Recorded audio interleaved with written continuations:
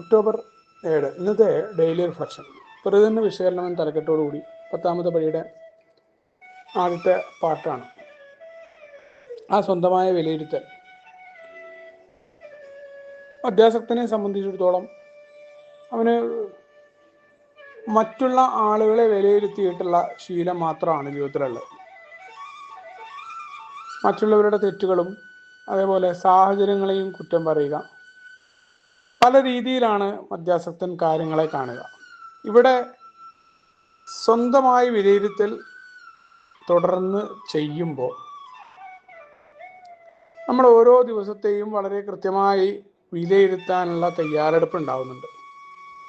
അത് ആ 9 പടികളിലൂടെ പോയിട്ട് ആയിരിക്കുമ്പോൾ എന്താ ഉണ്ടാവുന്നത്? നമ്മുടെ ജീവിതത്തെ നമുക്ക് ജീവിതമാകുന്ന രീതിയിലേക്ക് നേരിടാനുള്ള തയ്യാറെടുപ്പ് ഉണ്ടാവും. അതല്ല എന്നുണ്ടെങ്കിൽ നമ്മുടെ വിലയിരുത്തലുകൾക്ക് ചില കുഴപ്പങ്ങൾ സംഭവിക്കാറുണ്ട്. ആദ്യകാലത്ത് വിലയിരുത്തുന്ന സമയത്ത് എന്താണ് ഈ ഒരു കുഴപ്പത്തിന് കാരണം? ഒരു പ്രശ്നം ഉണ്ടായി. ആ പ്രശ്നത്തിൻ്റെ കാരണം എൻ്റെ തെറ്റല്ല, മറിച്ച് മറ്റുള്ള ആളുകൾ കൃത്യമായിട്ട് അത് ചെയ്യാത്തത് കൊണ്ടാണ് എന്ന് നമ്മൾ എന്തിനെങ്കിലും ചാരി നിൽക്കുന്ന ഒരു സ്വഭാവമുണ്ട്. നമുക്ക് ഉത്തരവാദിത്തം ഏറ്റെടുക്കാനായിട്ട് നമുക്ക് സാധ്യമല്ല. ഏതൊരു കാര്യവും ഞാൻ ചെയ്യുമ്പോൾ ഞാൻ ആ പ്രവൃത്തി ചെയ്തു, എനിക്കത് തെറ്റുപറ്റി എന്ന് സമ്മതിക്കുന്നതിന് പകരം അതിൽ കടിച്ചു തൂങ്ങുക. കാരണം എന്തുകൊണ്ടാണ്? എൻ്റെ തെറ്റ് സമ്മതിക്കാനായിട്ട് എനിക്ക് പറ്റില്ല. തുടർന്ന് ആ വിലയിരുത്തൽ നടത്തുന്നത് കൃത്യമായ രീതിയിലല്ല. വിലയിരുത്തേണ്ട രീതിയെക്കുറിച്ച് അയാളുടെ തുടക്കത്തിൽ പറയുന്നുണ്ട്. ഒരു പരിഹാരമുണ്ട് എന്ന് നമ്മളോട് പറയുന്ന ഭാഗത്ത് തന്നെ പരിഹാര മാർഗത്തിൻ്റെ പൂർത്തീകരണത്തിനായിട്ടുള്ള ആത്മപരിശോധന. ഞാൻ എന്നെ വിലയിരുത്തണം. എങ്ങനെ വിലയിരുത്തണം? മറ്റുള്ള ആളുകളുടെ തെറ്റുകളും കുറവുകളും കുറ്റങ്ങളും കണ്ടുപിടിക്കുന്ന പോലെ ഞാൻ എന്നെ വിമർശിക്കണം. ഞാൻ എൻ്റെ തെറ്റുകൾ കണ്ടെത്തണം. എന്തിനാണ്? സ്വയം സഹതാപത്തിലേക്ക് പോകാനാണോ? അല്ലെങ്കിൽ എനിക്കിങ്ങനെ ആയിപ്പോയി എന്നുള്ള പദം പറച്ചിൽ പറയാനാണോ? ഒന്നുമല്ല. വളരെ കൃത്യമായിട്ട് തന്നെ എന്താണ് എൻ്റെ ഈ ഒരു അവസ്ഥയ്ക്ക് കാരണം? ഇപ്പോൾ ഒരു ദിവസത്തെ കാര്യങ്ങൾ ഞാൻ കണക്കിലെടുക്കുകയാണ്. അപ്പോൾ രാവിലെ ഇന്ന് ഈ രീതിയിൽ പ്രവർത്തിക്കാമെന്ന് ഞാൻ കരുതി. എനിക്കത് പ്രവർത്തിക്കാനായിട്ട് പറ്റിയിട്ടില്ല. ആ രാവിലെ പ്രവർത്തിക്കാത്തതിൻ്റെ കാരണം എന്തായിരിക്കാം? ഒന്ന്, എഴുന്നേൽക്കാൻ വഴുകി. അപ്പോൾ അതിൻ്റെ പുറകോട്ട് ഓരോ കാരണങ്ങൾ ഞാൻ കണ്ടെത്തുക.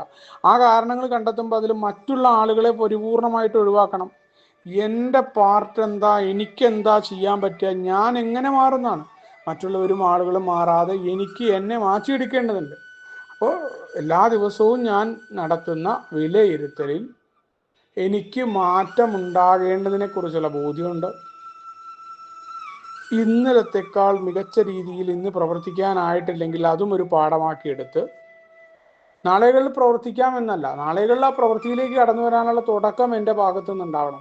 ആ തുടക്കം എൻ്റെ ഭാഗത്തു നിന്നുണ്ടാവണമെങ്കിൽ ഉത്തരവാദിത്തം ഏറ്റെടുത്താൽ മാത്രമേ പറ്റൂ. അല്ലാന്നുണ്ടെങ്കിൽ ഇത് നീളയായിട്ട് പോകും.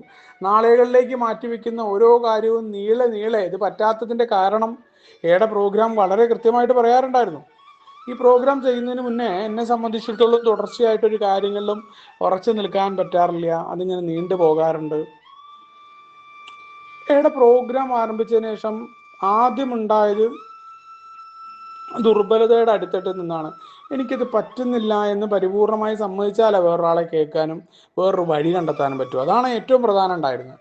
ഈ വിലയിരുത്തൽ വെറുതെ നടത്തിയിട്ട് ഞാൻ എന്നെ ന്യായീകരിച്ചുകൊണ്ടോ അതല്ലെങ്കിൽ ഏകദേശമൊക്കെ നോക്കി ഇനിയും ശരിയാക്കണം പറഞ്ഞു എല്ലാ ദിവസവും അങ്ങനെ വിലയിരുത്തുക, എന്നിട്ട് വീണ്ടും ഞാൻ അത്തരം തെറ്റുകൾ ചെയ്യുന്നതിന് എന്താ അർത്ഥമല്ല? വിലയിരുത്തൽ തീർച്ചയായിട്ടും എനിക്ക് മാറാനാണ്. ഇന്നലത്തേക്കാൾ മികച്ച രീതിയിൽ മാറ്റം ഉണ്ടാവണ്ടേ? അത് പറ്റുന്നില്ല എന്ന് പറഞ്ഞിരുന്നുകൊണ്ടാൽ മദ്യപാനം നിർത്താൻ കഴിച്ചിട്ടുണ്ടോ? മദ്യപാനം എങ്ങനെ നിർത്തിയേ? ഇന്നൊരു ദിവസം ഞാൻ എന്ത് വന്നാലും ഇന്നത്തെ ഒരു ദിവസം കുടിക്കുന്നില്ല, മാറ്റി നിർത്തുകയാണ്. വല്ല വിഷമം ഉണ്ടാവും. പക്ഷെ എനിക്കറിയാം കുടിക്കാതുണ്ടാവാനുള്ള സുഖങ്ങളെ കുറിച്ച് മറ്റുള്ള ആളുകളുടെ അനുഭവങ്ങൾ കേൾക്കുന്നത് അവിടെയാണ് ശക്തിയാവുന്നത്. അതേപോലെ എൻ്റെ സ്വഭാവത്തിലെ മോശപ്പെട്ട കാര്യങ്ങൾ തൊട്ട് ഞാൻ മറ്റുള്ളവർക്ക് ഉണ്ടാകുന്ന ഉപദ്രവങ്ങള് എല്ലാ തരത്തിലും, അതേപോലെ എനിക്ക് സംഘർഷം ഉണ്ടാകുന്ന കാരണങ്ങൾ, എനിക്ക് പല രീതിയിൽ സംഘർഷം ഉണ്ടാവാറുണ്ട്. ഓരോ ദിവസവും സംഘർഷം ഉണ്ടാകുന്നത് പലവിധ കാരണങ്ങളിൽ നിന്നാണ്. ഇന്നലെ ഉണ്ടായ സംഘർഷം ആവില്ല നാളെ വരിക. പക്ഷെ ഞാൻ ഇന്നലെ ഉണ്ടായ സംഘർഷത്തിനെ പൊതുവായി വിലയിരുത്തുമ്പോൾ അത് എന്നെ എങ്ങനെ ബാധിക്കുന്നു, അവിടെയാണ് വിലയിരുത്തലിന്റെ പ്രത്യേകത. അവിടെ എന്താ, ഏത് തരം സംഘർഷം എനിക്ക് വരുന്നു എന്നുള്ളതല്ല, അല്ലെങ്കിൽ ആരെന്നെ വേദനിപ്പിക്കുന്നു എന്നല്ല, ആ സംഭവം കൊണ്ട് എനിക്ക് എത്രത്തോളം വേദന ഉണ്ടാകുന്നുണ്ട്, അത് എന്നെ എങ്ങനെ, ഞാനെന്ന വ്യക്തിയുടെ വൈകാരിക അവസ്ഥകളെ എങ്ങനെ ബാധിക്കുന്നുണ്ട് എന്നുള്ളതാണ്. അവിടെയാണ് വളരെ കൃത്യമായിട്ട് ഇതെനിക്ക് ബാധിക്കുന്നുണ്ട്, എനിക്ക് മാറ്റം ഉണ്ടാകേണ്ടതുണ്ട് എന്ന് ഞാൻ കരുതുകയും അതിനനുസൃതമായ പ്രവൃത്തികൾ കടന്നു വരികയും വേണമെന്നുള്ള ഓർമ്മപ്പെടുത്തൽ കൂടിയാണ്. എന്തിനാണ് വിലയിരുത്തൽ? വിലയിരുത്തൽ എനിക്ക് മാറാനാണ്, ന്യായീകരിച്ച് കടിച്ചു തൂങ്ങാനല്ല. ഒരാളൊരു തെറ്റ് ചൂണ്ടിക്കാണിച്ചാൽ ആ കാണിച്ചു തരുന്ന ഭാഗത്ത് നിന്ന് ചിന്തിച്ചുകൊണ്ട് ഞാൻ മാറ്റേണ്ടതുണ്ട്, ന്യായീകരിച്ച് പിടിച്ചു നിൽക്കലല്ല. വളരെ കൃത്യമായിട്ട് ഏടെ പ്രോഗ്രാം ഓരോ ദിവസവും ആ വിലയിരുത്തലിലേക്ക് പോകാൻ, എന്നെ കണ്ടെത്താൻ കൂടുതൽ മികച്ച ഞാനായിട്ട് മറ്റുള്ള മനുഷ്യരെ ഉൾക്കൊള്ളുന്ന ഒരുത്തനായിട്ട് എനിക്ക് മാറാനായിട്ട് സാധിക്കുമെന്ന ഓർമ്മപ്പെടുത്തലാണ് ഇന്നത്തെ ഡെയിലി റിഫ്ലക്ഷൻ. നമുക്ക് ഒരുമിച്ചുകൊണ്ട് പറയുന്നത് മുന്നോട്ട് പോകാം. ശുഭദിനം, സുപ്രഭാതം.